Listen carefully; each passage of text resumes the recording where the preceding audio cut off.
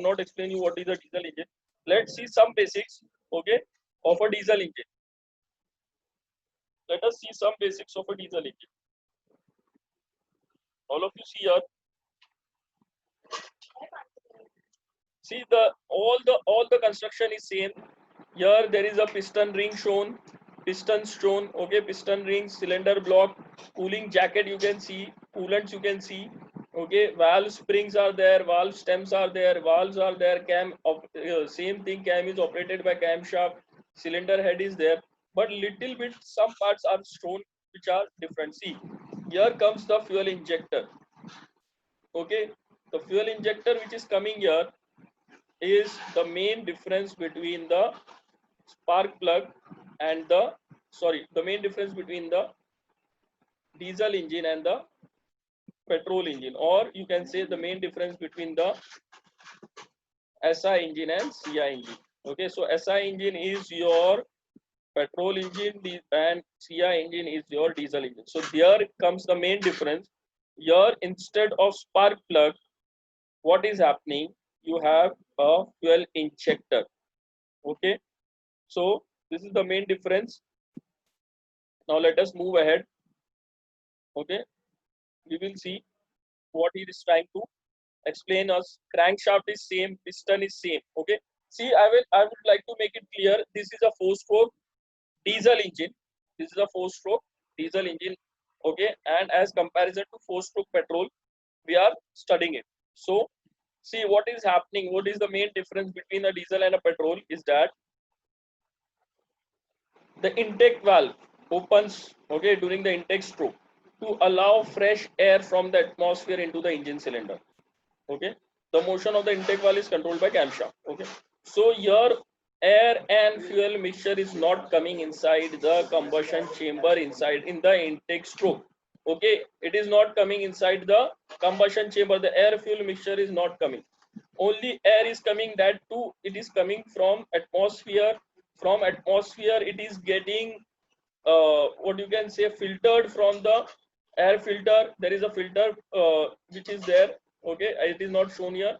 The air is getting filtered, then it is coming inside the combustion chamber. Okay, directly it is not coming because there are lot of you can say dust particles inside the air, so that has to be cleared off.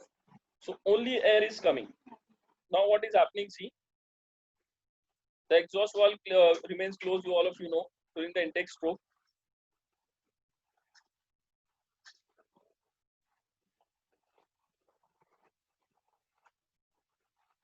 See, the downward motion of the piston creates partial vacuum inside the cylinder. Partial vacuum, okay. Because of that vacuum only, what is happening? The air fuel mixture is able to get inside easily. Okay. Here from here the air fuel mixture. Sorry, air. I'm sorry. It is not air fuel mixture. Only air. Okay. Here the air is going able to come easily because the pressure here is less. Okay. The atmospheric pressure is not here. It is less than the atmospheric pressure. It is the vacuum. Okay, and here from here the air is coming which is at atmospheric pressure and inside the combustion chamber. Okay, so the pressure which is generated, I'm repeating it, I have explained you earlier also. The pressure difference generated from the downward motion of the piston pulls the air molecules into the cylinder. Okay, it is written the pressure difference which is generated. Okay, so see now the air the air is coming now inside the combustion chamber. Now see the intake valve is closing at the end of the intake stroke. Okay, the intake valve is closing at the end of the intake stroke. Okay, see now what is happening? What is there inside the combustion chamber now? Okay, only air. Here there is only air. It is filled with only air, nothing else. Okay, then what will happen? This air is going to be compressed. Because of the compression stroke, only air is getting compressed. Okay, so there will be only air getting pushed. Okay,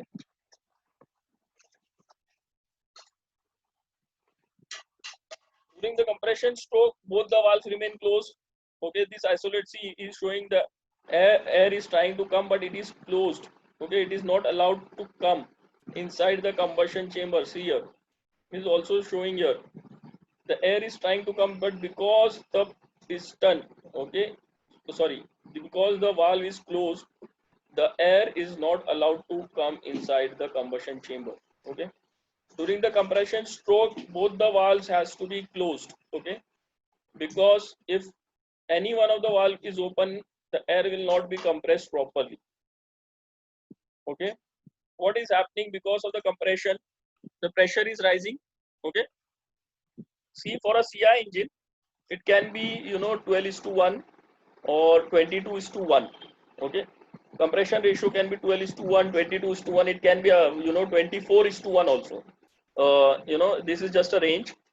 Different engines have different ranges. You can design according to your requirement, whether you are designing a racing car, whether you are designing for some industry, how much compression ratio you want. Okay, so generally for a diesel engine, the compression ratio is high as compared to SI engine. Okay, remember it, compression ratio is high as compared to your petrol engine. Okay, why? Can anybody tell me why compression ratio is high? See, some of you might be knowing it. Compression ratio is high because compression ratio is kept high. Okay, to be clear, okay, compression ratio is kept high by the engineers who are designing this engine. Why? Because you have to compress the air. You have to compress the air, and you have to raise the temperature of the air so that the temperature of the air reaches its self-ignition temperature of the diesel. Maybe diesel is igniting, let's say, at any x degree temperature. Okay, if it is igniting at let's say 150 degree. Okay, so you have to raise the temperature of this air to 150 degree, and then only the fuel which will come, it will ignite on itself. See, all of you know, in place of the spark plug, the fuel injector is coming. So therefore, what we are trying, because the compression ratio is higher. Okay, we have raised the compression ratio. What will happen? The air will compress. Okay, and the temperature will rise. Okay, temperature will rise, and then as soon as the fuel is injected, it will get auto ignite. There is no use, there is no need of the spark plug. I repeat, the compression ratio of a SI engine is just 11. Okay, it is kept maximum up to 11 or 7 is 7 or 9. Okay, from 7 to 11. Okay, this is only the range of a petrol engine. Okay, so here the compression ratio is high. What is happening now? See, air is being compressed. Now the fuel is injected. Okay, at the end of this stroke, okay, at the end of the compression stroke, the fuel is injected.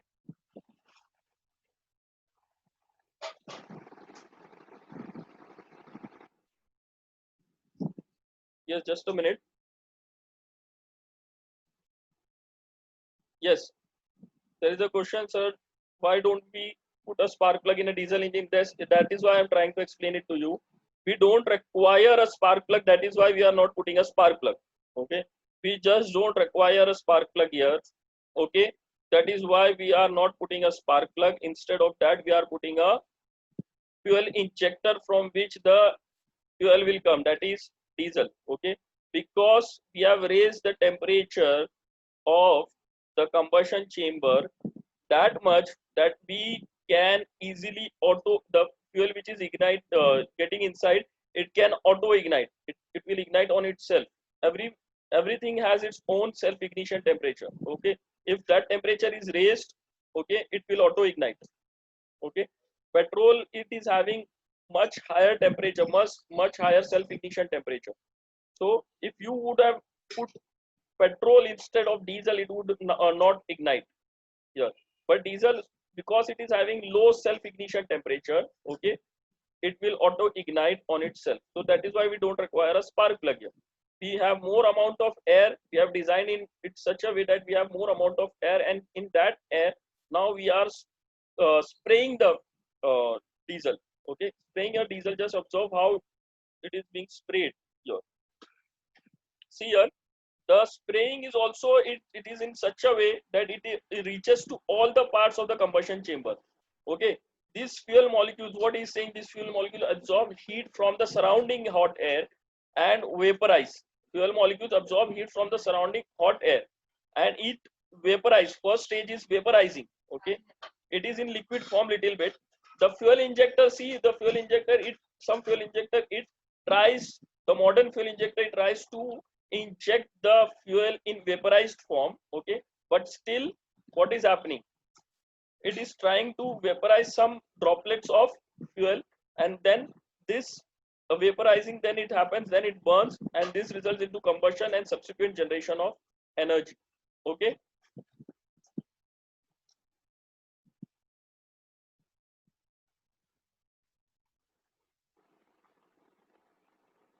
yes, just a second.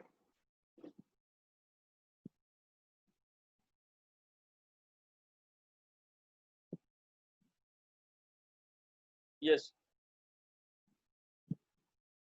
see, nowadays maximum vehicles are using petrol engine. See, it is not right. There is a question why nowadays maximum vehicles are using petrol engine. I will answer it to it later.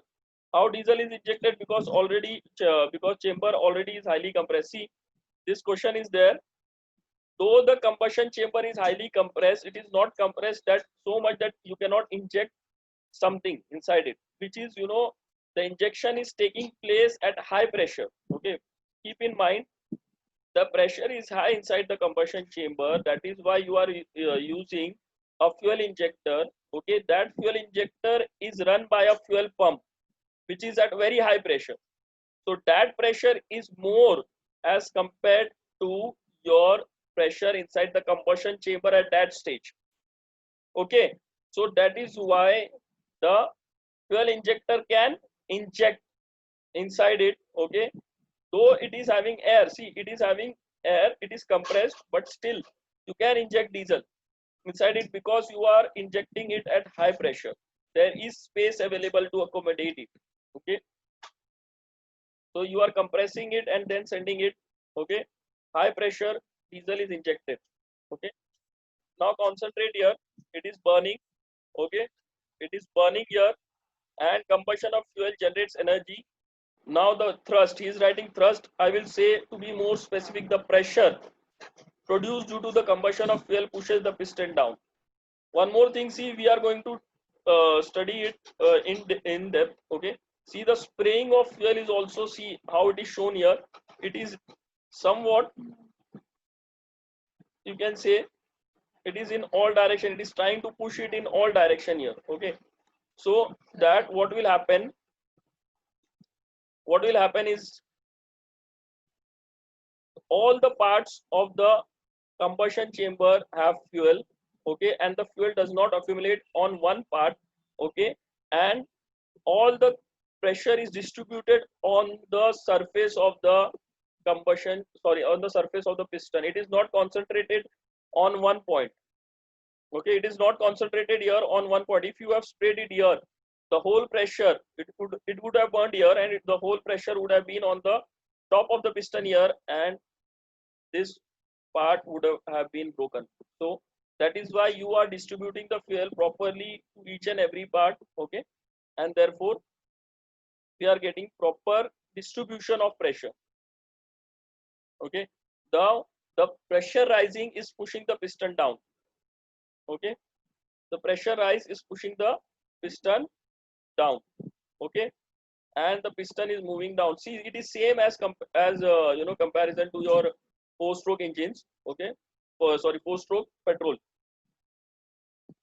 See, there is a doubt if diesel contains impurities. So, is there any chance of fuel injector getting choked? Yes, there is a chance if it is getting more impurities, but still you have a diesel filter available in your diesel engines. Okay, it is fitted to it, and the diesel, of course, when you fill the diesel in your fuel tank, okay, from that till it reaches the fuel pump, it is being filtered properly. Okay, filters are there. Okay, so let us move ahead now. See, the piston is moving down. The fuel remaining fuel is burning. Both the valves are shown closed during the power stroke.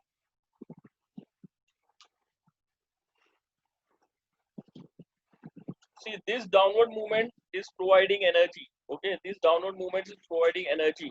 Okay, driving energy. See, you can see on the right hand side, driving energy is channeled to the wheels through an array of complex mechanical parts. Okay, complex mechanical parts, all of you know. Complex mechanical parts, which are the complex mechanical parts? There is your gearbox, propeller shaft, differential, okay, half shafts, drive shafts, all that. Okay, one more important thing is there. You can see here there is the crank. Okay, this crank is, it is put here. Okay, it is a part of the crankshaft only, but it is used to balance the engine also. Okay, it is used to balance the engine, because what is happening is this piston, it is moving down, and therefore you have to balance it. Okay, there is a high force downwards, so it is balanced by this upward force. Okay, and therefore the rotation takes place. Therefore the rotation takes place.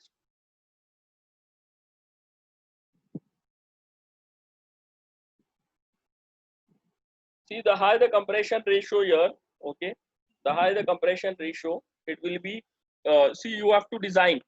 You have to design your engine accordingly. What is the requirement? If you keep very high compression ratio, that is also, not feasible, because then the size, the length of the engine will be getting increased, and there will be loss of power also. So there is, you have to design it.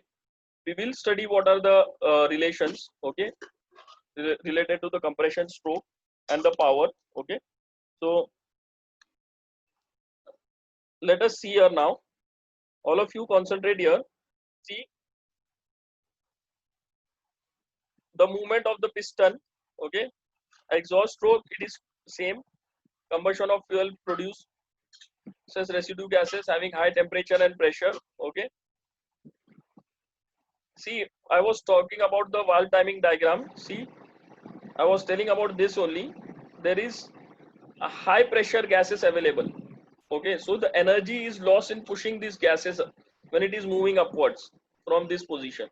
So from this position, when it is moving upwards, okay, so what is happening? It is spending its energy. It is spending its energy to push the gases outside, which is of high pressure.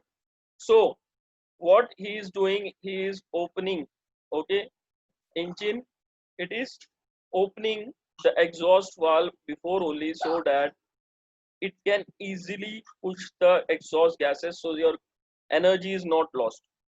Okay, your energy is not lost in pushing the exhaust gases. But you will tell, before, because see, one more thing is that both the things are there. See, the energy will not be lost in pushing the gases, but you will tell, if you open the exhaust gas before only, there will be less pressure to push the piston. Okay, and therefore the energy will be lost. Yes, it is true, some energy will be lost, but that energy lost will be less as compared to the gain in energy. Okay, gain in energy which we are getting. Okay, the loss of power which was there, because to push this gases out, was more as compared to the loss we are getting. Okay, that is why we are doing this. We are opening the exhaust valve before the piston is reaching the bottom dead center in the power stroke. Okay, we have studied it in the previous lecture. See, which are the gases? We are going to study all these things later. Carbon monoxide, carbon dioxide, nitrogen dioxide, okay, and nitrogen trioxide, sulfur dioxide is also there, hydrocarbons. Okay, these are all harmful pollutants. Okay, and treatment of all these things are also there.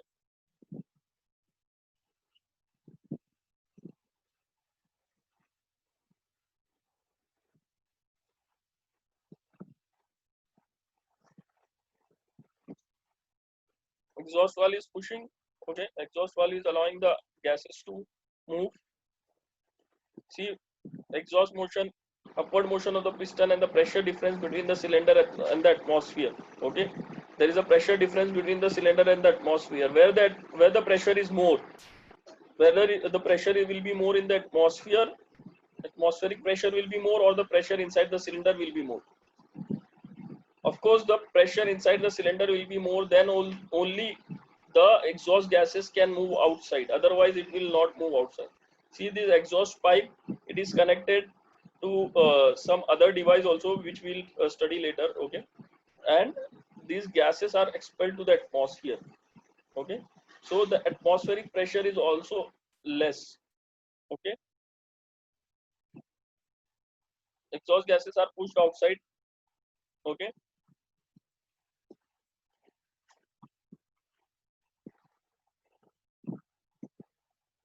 see the strokes are same: intake, compression, okay, power and exhaust, but the working is little bit different. Okay, hope you have understood all these things. See, because time is running out, if the meeting gets ended, okay, you can rejoin. Meanwhile, we will see what are the actual parts, okay, for of a diesel engine here. See, more or less, if we talk about a four-stroke diesel and a four-stroke petrol, the parts are almost same, but little bit changes can come. Okay,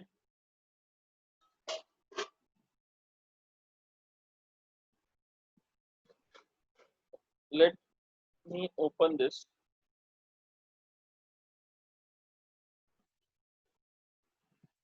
See, I can show you the actual parts of a diesel engine. More or less, it is the same. Okay, see, this is a diesel engine. Okay, and these are the disassembled parts of a diesel engine. Okay, we can see the actual view how the disassembled parts are being seen. See, these are the small parts.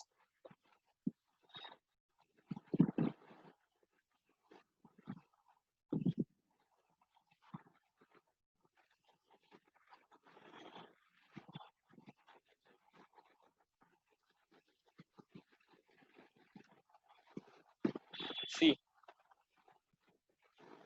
which part is this? This is a coolant pump.